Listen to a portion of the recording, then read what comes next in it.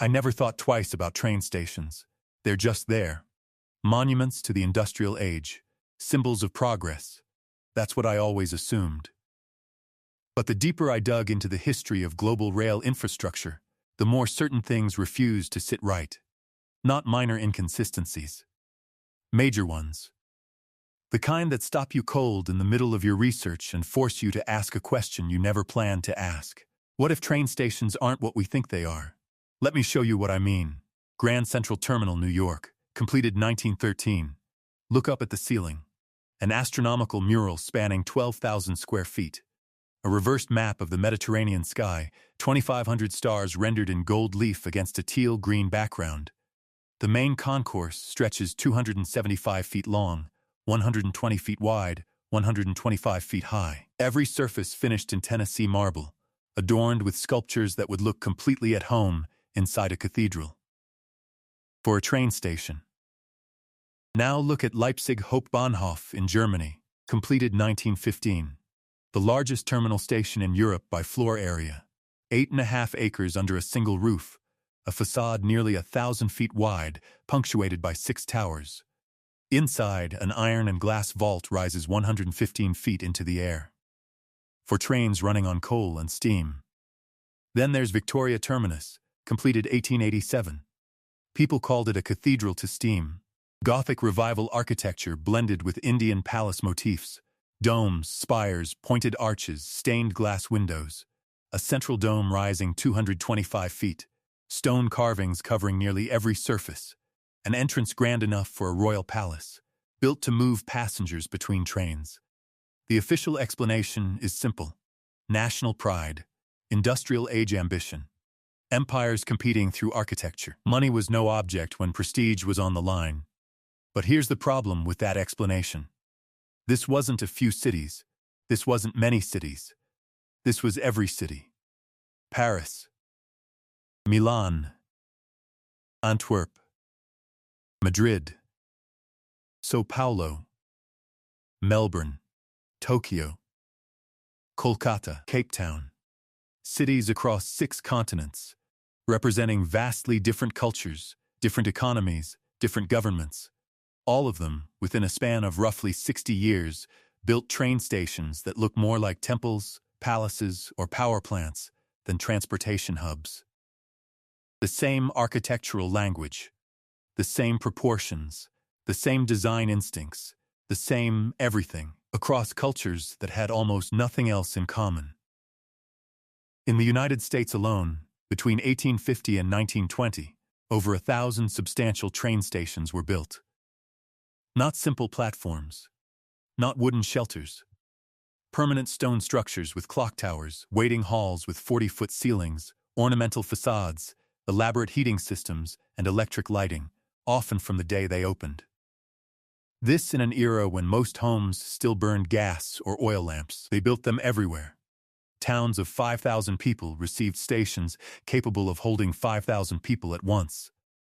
Rural stops featured decorative brickwork, arched windows, copper roofing, granite foundations, and ventilation systems nobody can fully explain. The official answer is optimism. Speculation about future growth.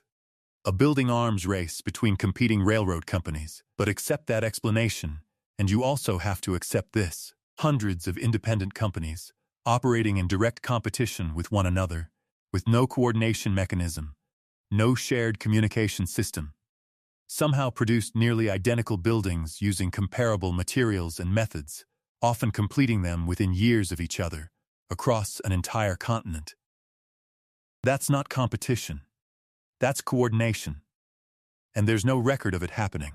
Now here's where it gets uncomfortable. What actually powered these buildings? The standard answer is steam, coal-fired boilers for heating, gas for lighting, electricity later, added in phases over decades. Simple. Straightforward. Industrial age basics. Except when you look at the actual infrastructure, that answer falls apart. Take the heating systems alone. Grand Central, Union Station in Washington, King's Cross in London. These buildings maintained comfortable temperatures throughout spaces, measuring hundreds of thousands of cubic feet, year-round, continuously, without interruption.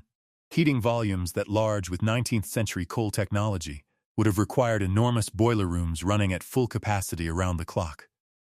Dozens of workers per shift just to maintain them. Staggering fuel costs. And most visibly, coal smoke. Thick, black, inescapable coal smoke that would have permanently stained every surface within years.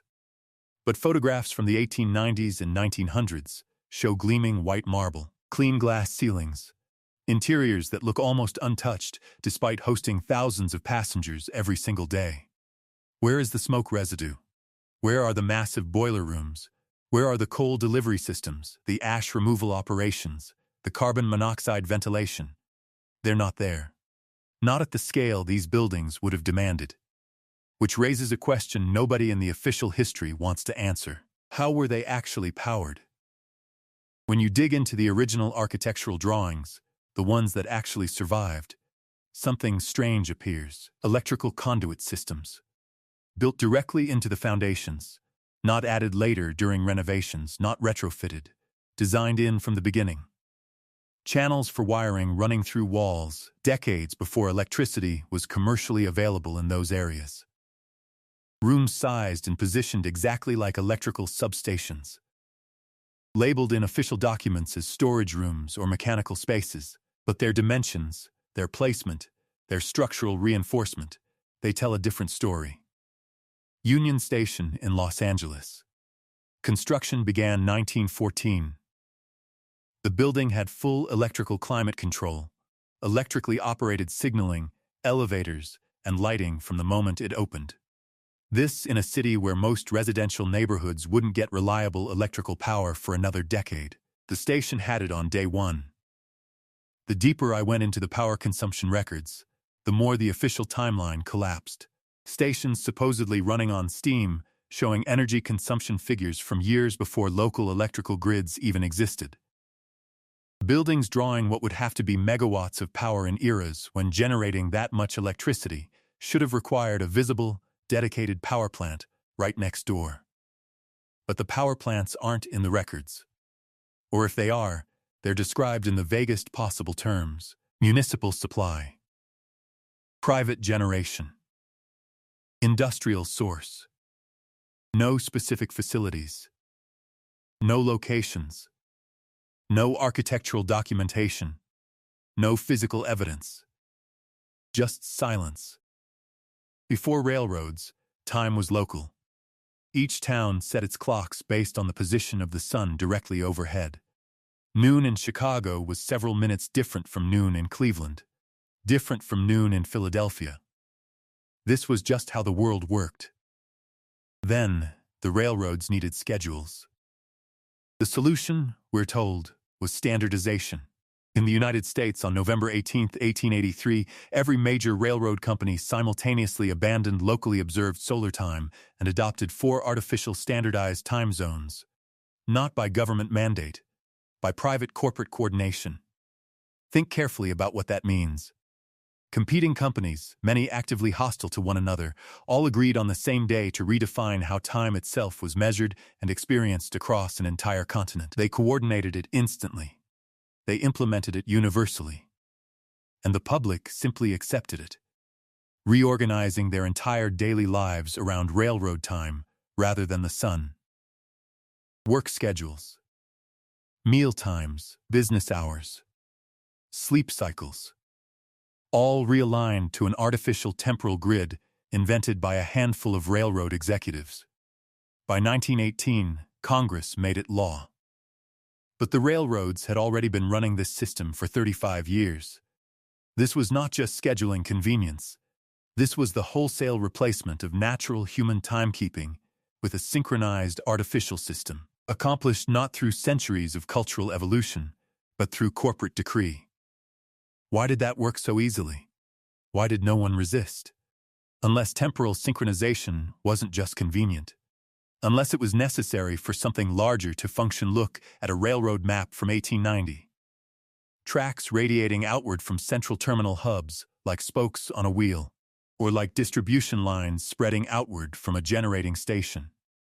Miles and miles of parallel metal rails, separated by wooden ties, connecting every major population center on the continent. A perfect electrical grid. Now consider what we know about early electricity. Edison's DC power could only travel short distances before degrading.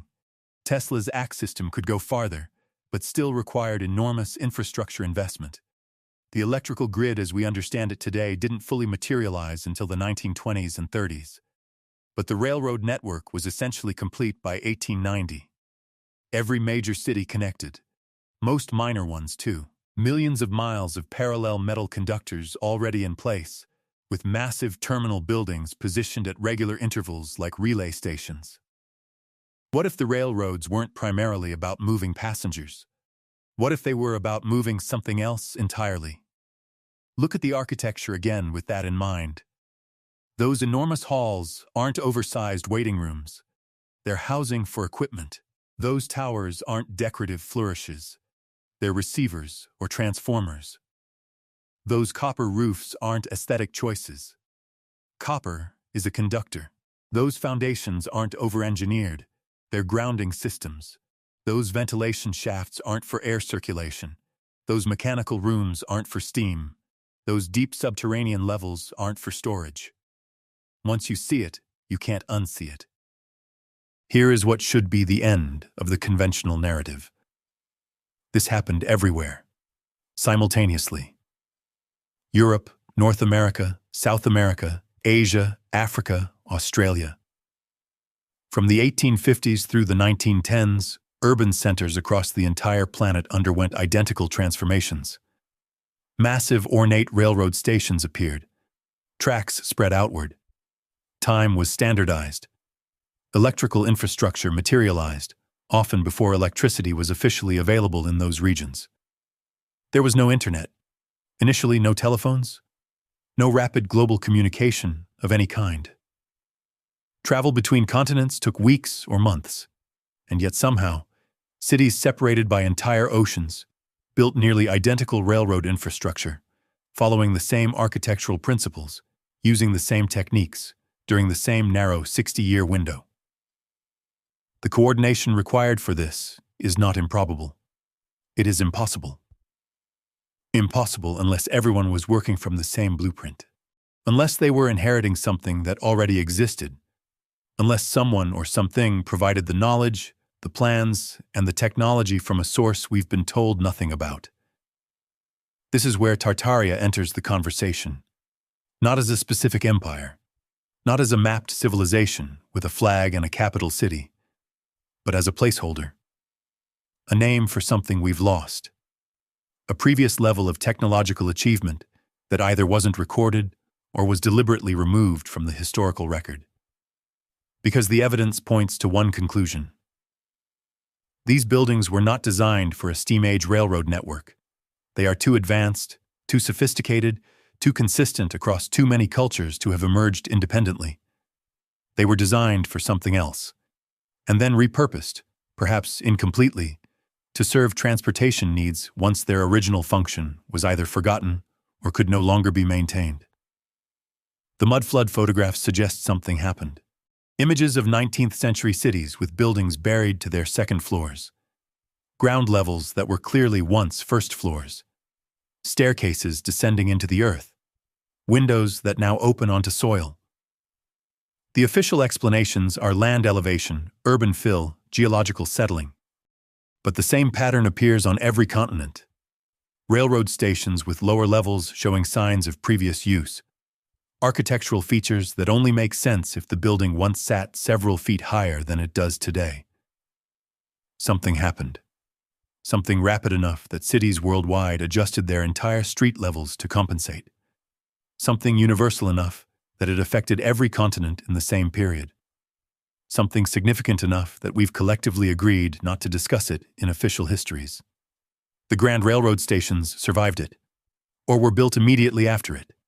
And they came online with technological capabilities that supposedly didn't exist yet, powered by energy systems we're told were still decades from development. By 1920, the era of grand terminal construction was over. Stations continued to be built, but they were different, functional, utilitarian. Art Deco instead of Baroque, Steel and glass instead of marble and copper. Smaller, simpler, explicitly designed for transportation and nothing more. And the old ones? Many were demolished. Penn Station in New York, destroyed in 1963. A building so magnificent that its demolition triggered the entire American historic preservation movement. Chicago's Grand Central Station, demolished 1969. Broad Street Station in Philadelphia, demolished 1952. Dozens of others, gone. Not because they had deteriorated beyond repair.